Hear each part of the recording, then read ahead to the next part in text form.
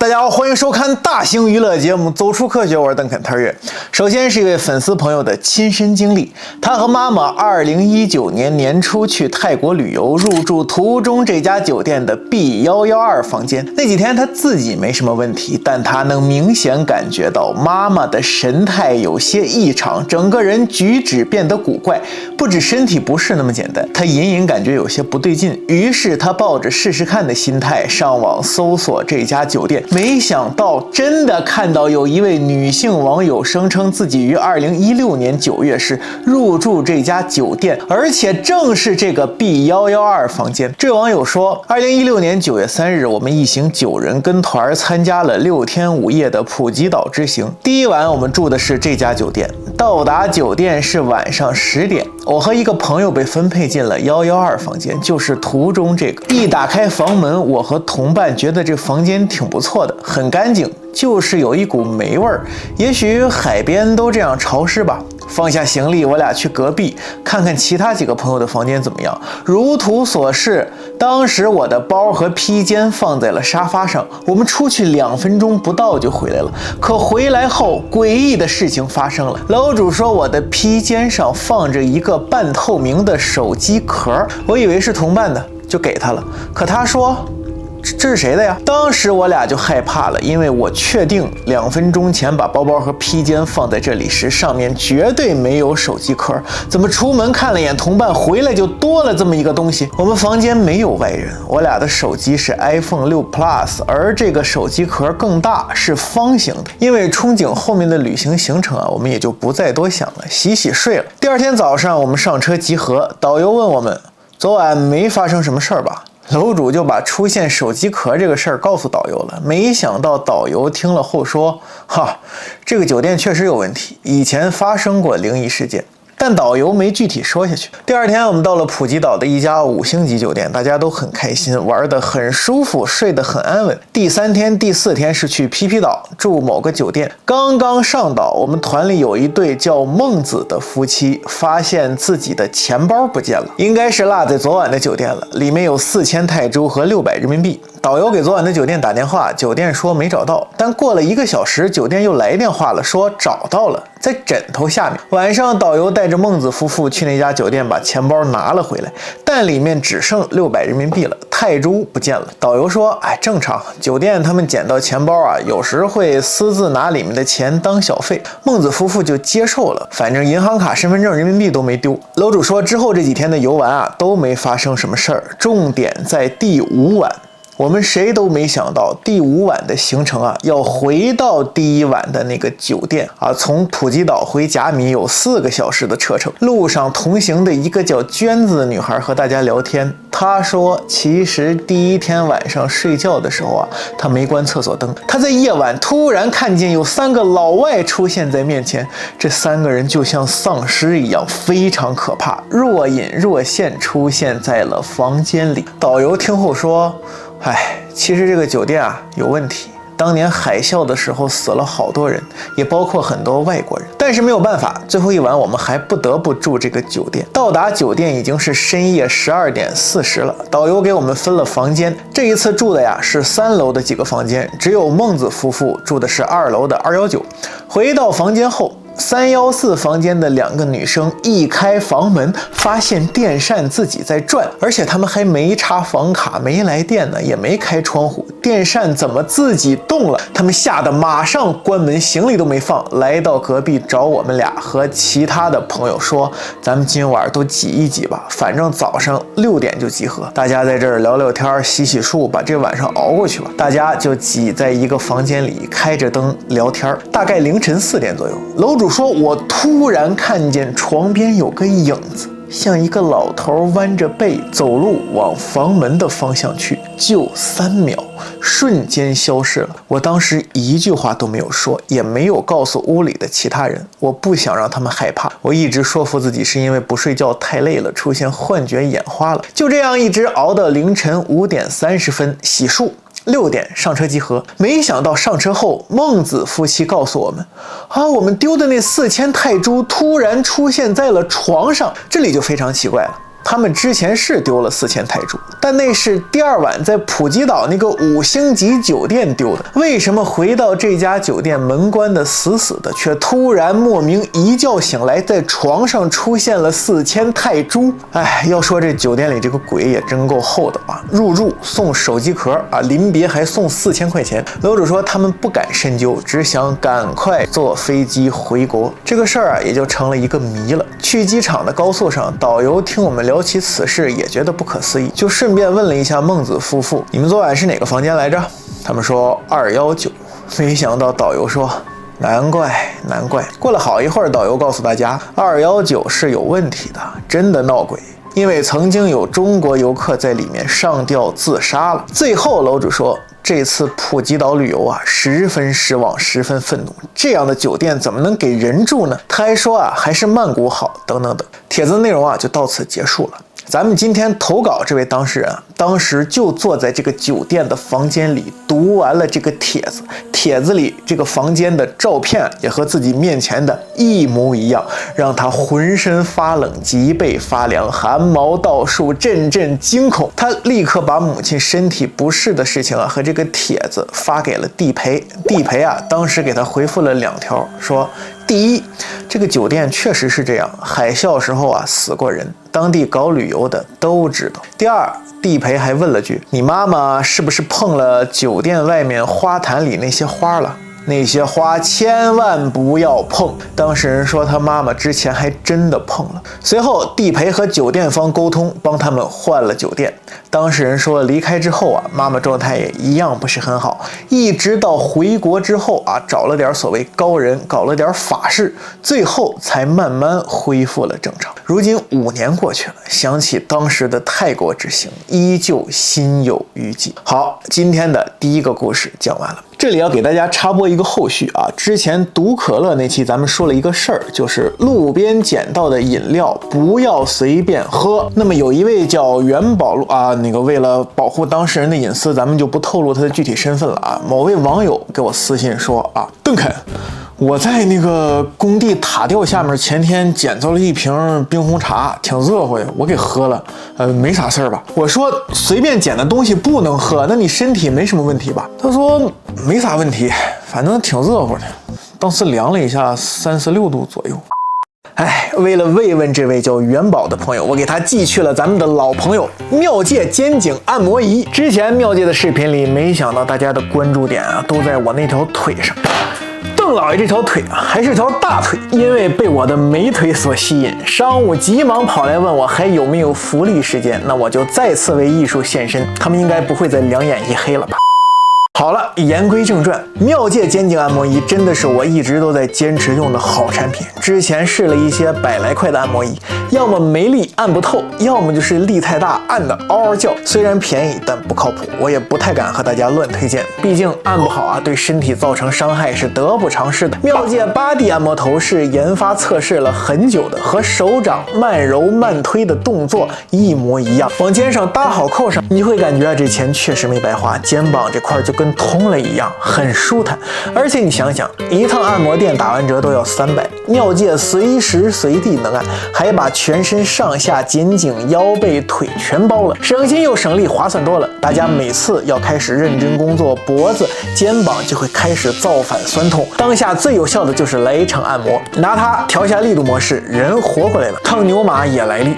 用了这么久，妙界的各方面性能售后都很安心，2年质保，保价大促，还有运费险。需要的朋友戳评论领券，用好了再送人也不错。进入正题，一位叫有爱的大王的网友发帖分享了自己2016年和几位好姐妹在香港红磡租房时的离奇恐怖经历。去年11月呀，我给他发私信求授权啊，最近他终于看到了我的私信并同意了啊，万分感动。咱们开讲。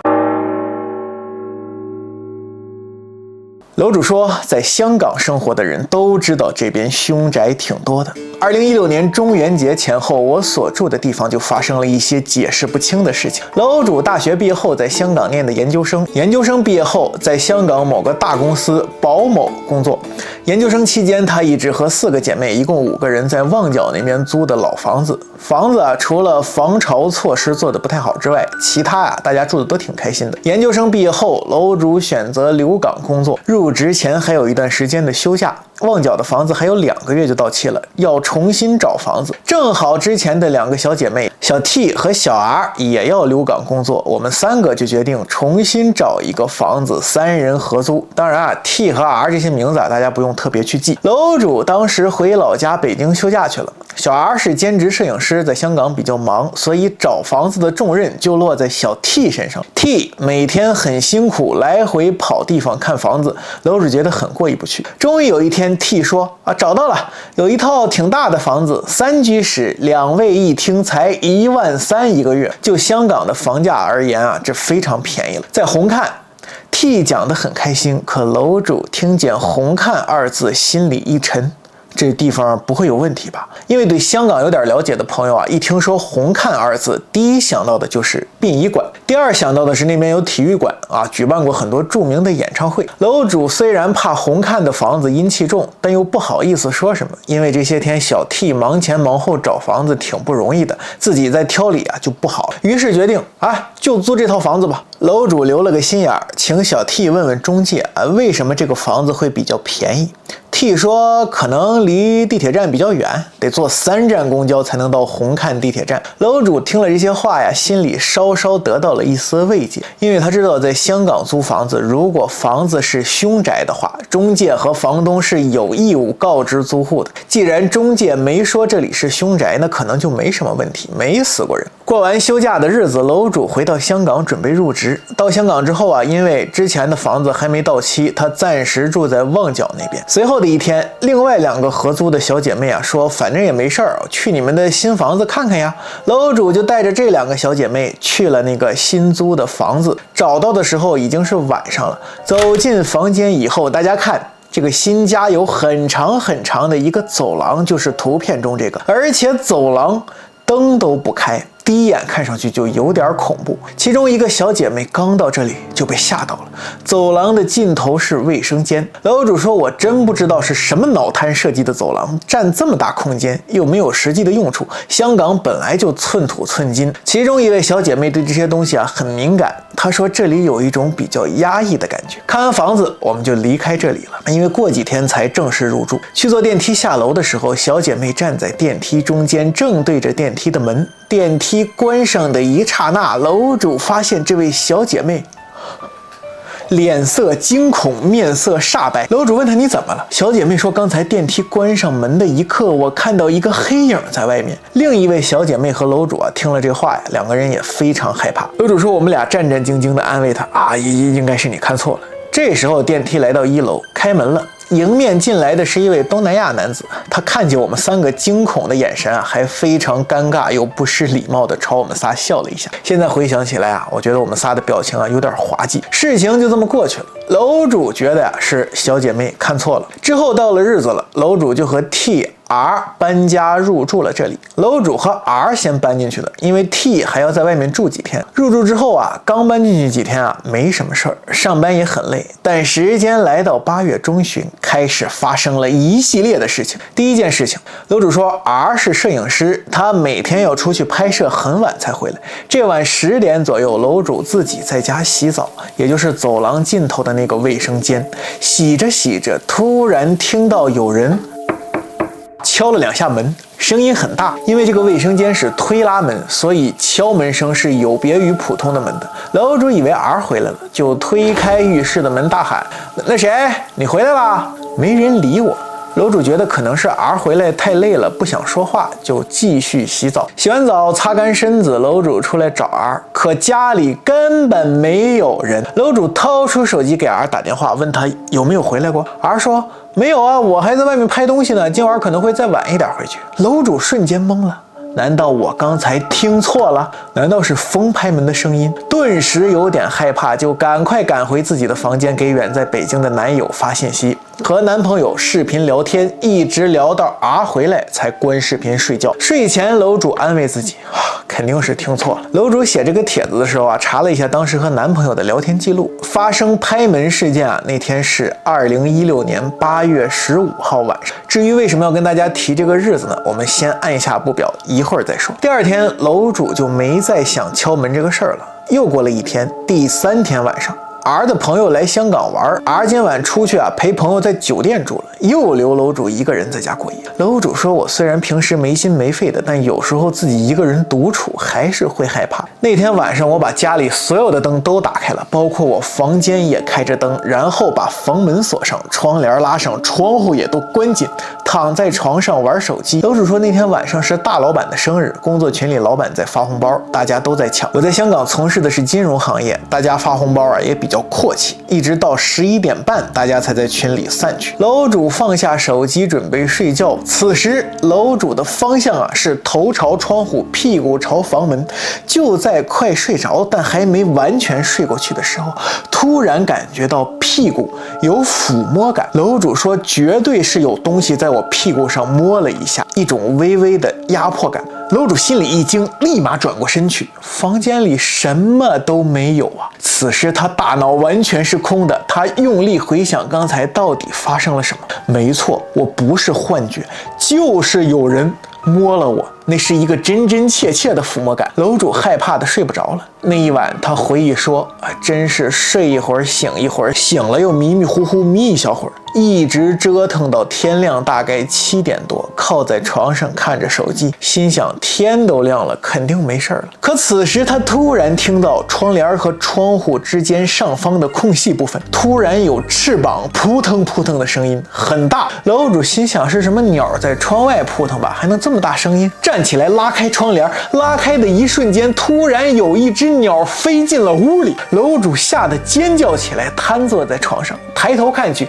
这只鸟在天花板上的灯管上在绕着飞。楼主说，这只鸟比麻雀稍大一点，但也有可能就是麻雀。楼主当时吓傻了。我们说正常人家里飞进来一只大蛾子可能都会害怕，别说这么大一只鸟了。他吓得跑下床，没想到这只鸟正好落在他床上，他开门跑出去，这时鸟竟然也跟着飞了出去，沿着这个走廊飞。楼主看他飞到了走廊尽头的卫生间，整个人都崩溃了，就开始哭，抑制不住的哭。他认为自己平时胆子比较大，遇到什么事儿都会安慰自己，说自己是错觉。可这2天的事情积压在一起，加上昨晚没休息好，突然又飞出这么一只鸟，他彻底吓傻了。而且更令他感到害怕的是，他明明记得房间的门窗都是锁着的，怎么可能一拉开窗帘飞进来一只鸟？难不成这只鸟之前就在我的房间里？可我对声音很敏感，它在房间里会在哪儿待一晚上？床底下、窗帘里，怎么可能一晚上都没有扑腾的声音？楼主吓哭了，马上给 R 打电话，一边哭诉一边说，你赶紧回来。 R 那边也吓坏了，因为楼主在 R 心中一直是个很独立很淡定的人，突然听到他哭成那个样子，自然也吓傻了。过了不到1个小时， R 回来了。听说昨晚的事情之后， R 先对楼主表示抱歉说昨晚我出去住了，不好意思。随后去检查了卫生间，又在家里的各处查找，没有看到那只鸟。 R 推测可能是从卫生间的排风扇里飞走了吧。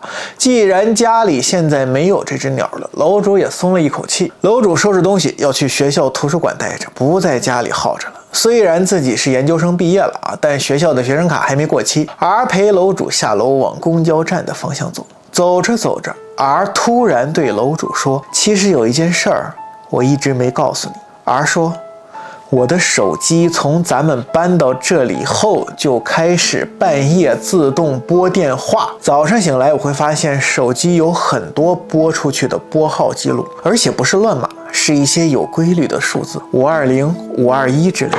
R 给楼主看了自己的手机通话记录，的确是这样，连续好几天。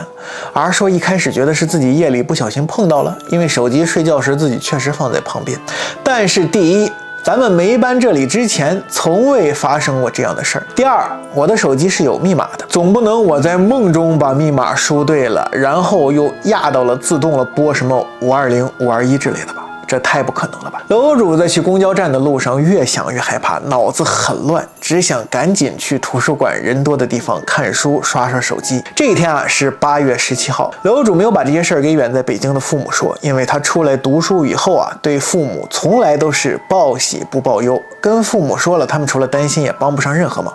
之后的一段时间，楼主把这些事儿告诉了公司里的同事，看看同事能不能出主意。香港本地的同事让楼主拜4角。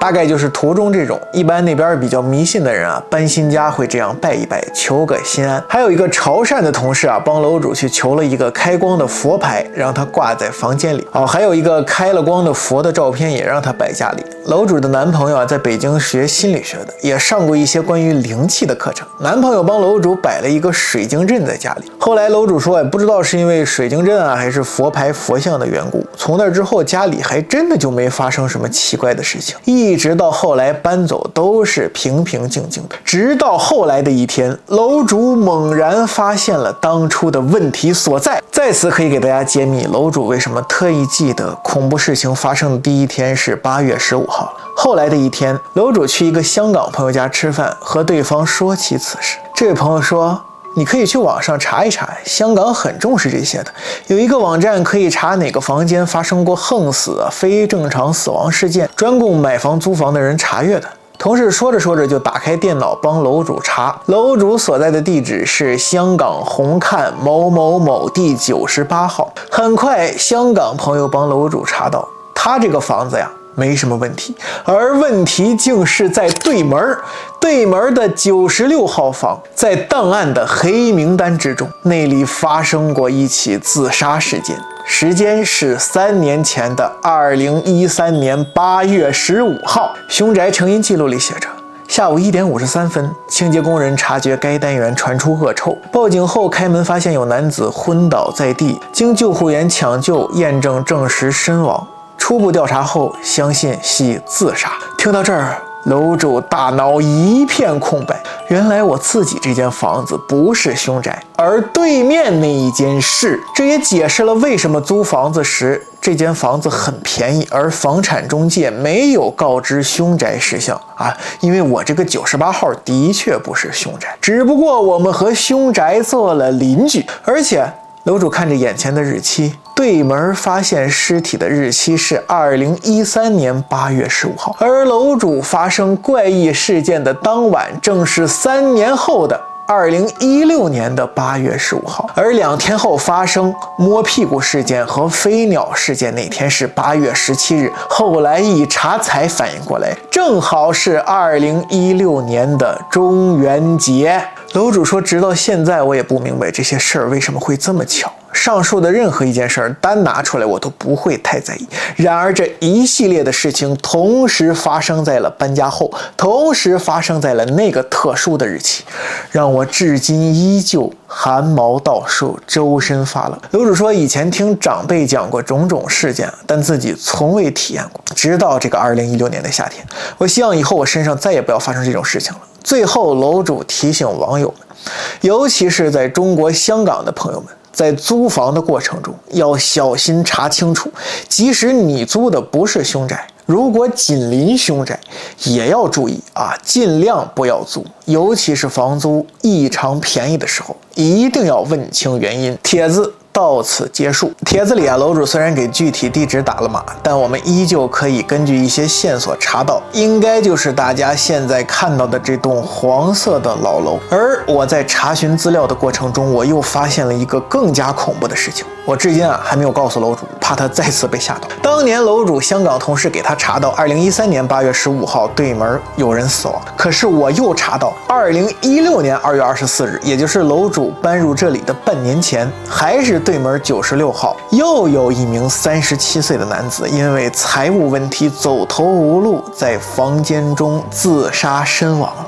所以楼主对门这家实打实啊，还真是一个凶宅。至少我们现在能查到有2名市民在里面寻了短见。我们最后来看看网友们的评论和探讨。这位网友说，楼主遇到的鬼啊，应该是色鬼啊，那鬼活着的时候应该是个鸟人啊，死后变成鸟飞走了。同样有很多网友说这个鬼啊是个色鬼啊，不然一般的鬼啊不会摸屁股什么的。以前咱们讲过许多灵异现象，都是莫名被推一下、拍一下、打一下，从没听说摸屁股的。这位叫如月千早的网友说，自己也在那栋楼的4楼租住过，是15年到16年住了1整年。这位网友说，当时真的发生了一些不太好解释的事情，比如有一次我和2个室友都待在客厅外面，一个房门居然在里面自己反锁了，我们硬是拿铁片才给它撬开。这位在香港生活过的网友说，红磡那地方呀确实恐怖，因为殡仪馆在，香港人都在那边开追悼会，而且香港人喜欢晚上开追悼会，有时候下了课大晚上就会有人拿着菊花在街上问你买不买花呀？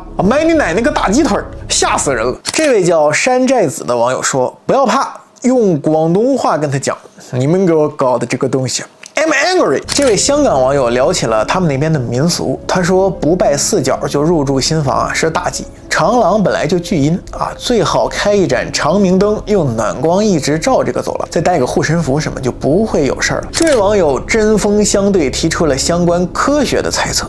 他认为飞鸟是从通风管道飞进来飞出去的，楼主被摸屁股的感觉是半睡半醒时睡眠瘫痪综合症导致的，也就是传说中的鬼压床，是自己心理作用强化和恐惧下的暗示的结果，也就是说你自己吓唬自己。而这位网友说自己是道士，专门帮人净宅的，没想到在红磡那里栽了跟头。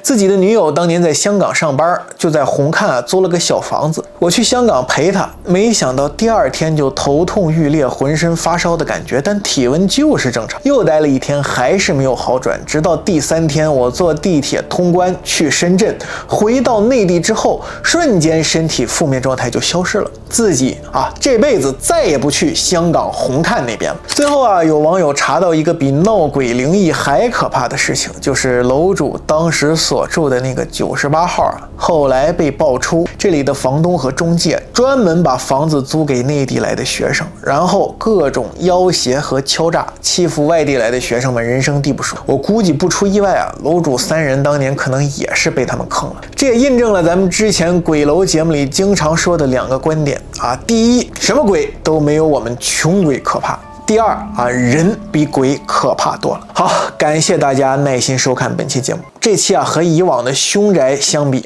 多了一个好玩的点，就是以往的当事人都是住在凶宅里，今天这个当事人是和凶宅做了邻居。好，讲了这么多了，我脖子也酸得难受，该用妙界肩颈按摩仪开筋骨了。朋友们，支持邓肯，请在评论区置顶链接下单，咱们下期见。月月的小猫屋月月，月月小猫屋，月月吃鱼，月月吃鱼，月月吃鱼，好，你打死月月，打死月月。